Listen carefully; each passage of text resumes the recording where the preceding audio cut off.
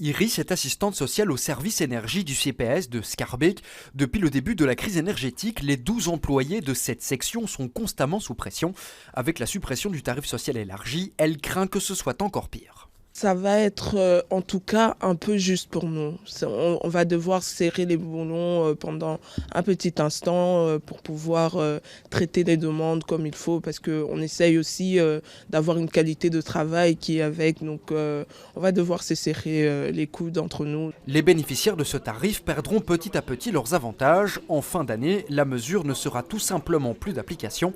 Une partie des ayants droit risque donc de se rabattre sur le CPAS. Sans le tarif social, il faut savoir que c'est de l'ordre de 40 jusqu'à 40% du coût au moins. Donc c'est-à-dire que les personnes devront payer 40% plus cher leur facture, et donc c'est sûr que ça va être beaucoup plus compliqué. Donc ces personnes-là, fatalement, vont se retrouver en difficulté, et ce qu'elles vont faire, c'est venir nous trouver. Il faut savoir que nous avons déjà énormément de personnes qui nous accompagnent, donc ça ne va pas être évident. De son côté, Sophie Carton, la présidente du CPS, estime nécessaire de revoir la décision.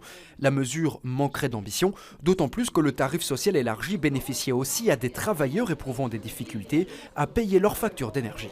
C'est aussi étonnant de voir que certaines personnes qui travaillent ne vont plus bénéficier de ce tarif social élargi, alors que certaines personnes qui ne travaillent pas vont continuer à en bénéficier, puisque ce ne sera plus une question de revenus, mais ce sera une question de statut. Et donc là, ça me pose question. Dans ce pays, on veut vraiment aider les gens qui ne travaillent pas, plutôt que d'encourager ceux qui travaillent. Selon le réseau belge de lutte contre la pauvreté, environ 400 000 familles sont concernées.